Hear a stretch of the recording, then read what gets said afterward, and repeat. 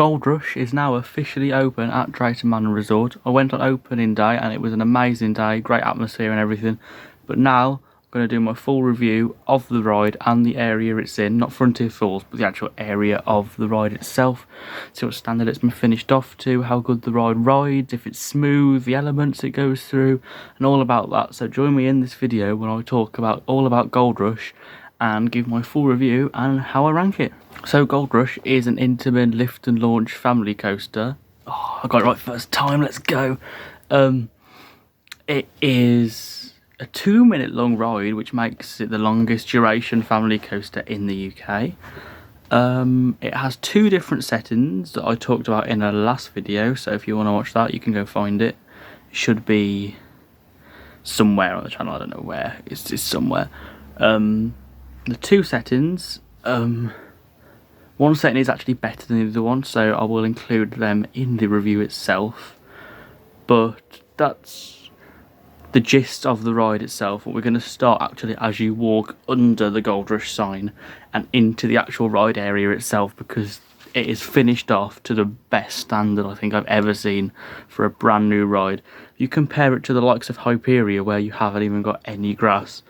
You've literally got so much grass and like rocks and everything just to like finish off the area and make it look the best it can for when it's open, to draw people into that area. And I've never seen that corner of the park so busy before. It used to be just dead, even when Apocalypse and stuff was there. Now it's literally bustling, like, because they've got the new roller coaster, they've got the whole area itself. It's nice that corner of the park actually full, because the area itself is actually so well themed and so well finished off with the landscape, and they've actually brung more people in just for how well it looks. And that is a really good part of this ride, and also increases the experience of it and makes you want to ride it more, because you're going to want to go back into the area, and it makes you want to ride the roller coaster more because the roller coaster's there, which makes it very cool. As you enter the queue line, you are actually going through a mine tunnel, which does look really nice. Got all the posters in it still. You come out into this big cattle pen next to the dynamite storage room, which is all painted, hand painted. All the signs with Gold Rush on around the area, and the actual signs, the same dynamite and everything, have all been hand painted, and that makes it look a lot nicer. It actually adds to the quality of the quality of the area and the experience, just because of how well finished off and thought about everything has actually been put into it. It does look really nice, and as you go down into the queue further down, you get these amazing views of the ride itself as it comes right over your head. It comes right over your head, and you literally get so many good interactions. You get an interaction with Jormungandr, which is really nice, and you get to see the switch track and everything. You see the gravestone for Apocalypse, which does also look really cool. And then you make your way inside. It's quite a nice bit of queue. Yeah, you got some stairs, and you got the posters on the wall still, which do look very nice. They've all been put onto this nice wood effect. And then you go up and you see the pre-show with, I don't know his name, old cowboy dude. It's been 35 years. And then you make your way onto the train. The train itself is nice. It's a very nice train. There is a bit in between the seats, which is a little bit uncomfortable that goes between your legs, because it sticks up quite a bit. But other than that, it is quite nice. The only thing I'd say is maybe a bit of padding on the side there, because some of the elements, how intense it is, it does actually throw you into the sides. And because it's just plastic or whatever the material is, it does like digging a little bit. It doesn't hurt or anything, it's just something that could be looked at. It's not really a problem though, it doesn't really take away from the ride experience itself. As you can see, the train's here, just staring at the camera intensely. I didn't even realise it was doing that. Yeah, so that's about the train itself. The train's really cute. I think the train is a very cute train. It's probably my favourite train, as well as the Waves train. I can't point at it there and there. The way I will show you that. I'll show you that now, actually. So we have this amazing photo of the Wave in this giant frame, taken by Coastography on Instagram. Go and give her a follow. How amazing does that look? And you've also got my Shockwave sign here, but I'm not going to show everything else because that's for another video. So I'll take you back over there and carry on talking about Gold Rush. Anyway, back to Gold Rush. What we were talking about the trains? Yep, we've finished talking about the train. So as you leave the station, you have a little pre-drop. I don't know what it is with Drive to Man and their little pre-drops. You got a little tiny one on the Wave, and I've got a little tiny one on Gold Rush. And you make a little left turn up into the lift hill, and this is where the two cycles come into use. So I'm going to talk about my favourite one first, which is where you launch backwards down the lift hill. So you make your way up the lift hill, and as you get to the top, you stop, and you're like, broken down? And then you fire backwards, straight back down the lift hill. That is super intense. It's the most intense part of the entire ride out of both cycles. You make your way around like these airtime hills, little bunny hills, backwards all the way into the launch pad where you are in the launch shed. And it shoots you back forwards through the same bit you've just done. And then you make your way back up the lift hill forwards, do the bit of circuit after the lift hill, and go all the way around through elements and bunny hills and everything back into the launch shed again, where you launch forward and complete the final part of the layout. That layout is definitely the best out of the two, because the backwards launch down the lift hill is an incredible feeling. You wouldn't expect that to be on a family coaster. It's crazy how it's just so intense. You get feels like you're getting pulled back down the lift hill. I thought it would feel like a drop, but it genuinely does feel like you are getting pulled down that lift hill, and that's what makes it so much fun.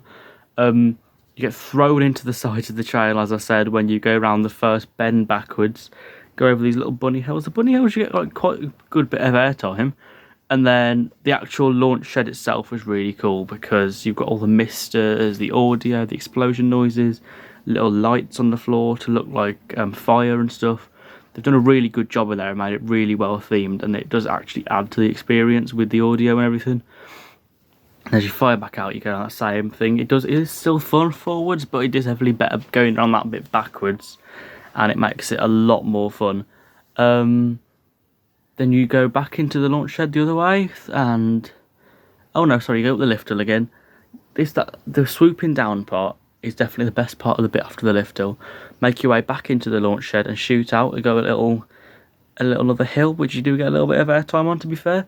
Go around the last corners and into the brake run, and it is definitely the best cycle out of the two. It's a lot more intense, it's a lot more thrilling. For a family coaster, you wouldn't expect that at all, especially with the 1 meter height restriction. That is just crazy for a family coaster.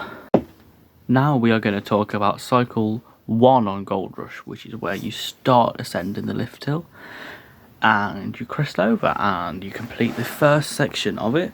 Go around the bit that you do last in cycle 2. You go around that part. Nice fun. As I said, the swooping down part is definitely the best, and then into the big airtime hill. Go around some bunny hills, get a bit of airtime, and make your way into the launch shed, and it's like you're taking a wrong turn, which is where you are facing the opposite way to how you were facing in cycle 2 in the lift hill. You then launch out of the launch shed backwards, which is quite intense. The backward launches on this ride are definitely the best. You launch backwards around the layout, and you make your way back up the lift hill backwards, so you're facing down the lift hill, and then you launch forwards back down the lift hill into the final section of track that you've just done backwards but forwards, all the way around into the launch shed. Just launch out of there, you get like a proper, you get like a little whip, go round like the airtime hills and everything, make your way around and finish the layout. Yeah, that's a lot more less thrilling version, but it's still very fun. I'd say both layouts are incredible. It is definitely a contender for best family coaster in the UK alongside the Wave. It's a lot of fun. I definitely recommend it. Cycle 2 I'd say is definitely better. Cycle 1 is a lot of fun as well. It's just the backwards launch down the lift hill isn't backwards launch down the lift hill is the most intense part of both cycles, and that completely makes it right, I think. I love the trains, and the trains are adorable. I think the trains are so cute. The entire ride area itself is incredible. What they have done with that ride area is absolutely amazing, and like for a brand new ride to have that much landscape in it and its opening day, that is just amazing how well it's been finished off with the rocks and the landscaping and everything and the water effects. it just looks incredible. They've really done really well with this, and I think if they keep it like it is now, it will definitely stay as one of the best family coasters, if not the best family coaster in the UK. I think I'm going to rate it 10 out of 10 because it is a really, really fun ride. But that's all I do have to say about Gold Rush. If you want to see a review for the Wave, Nemesis Reborn or Hyperia, I have done them on another video that if I figure out how to do it, I will put it at the end of this to click on. And yeah, I hope you enjoyed this mini little Gold Rush review.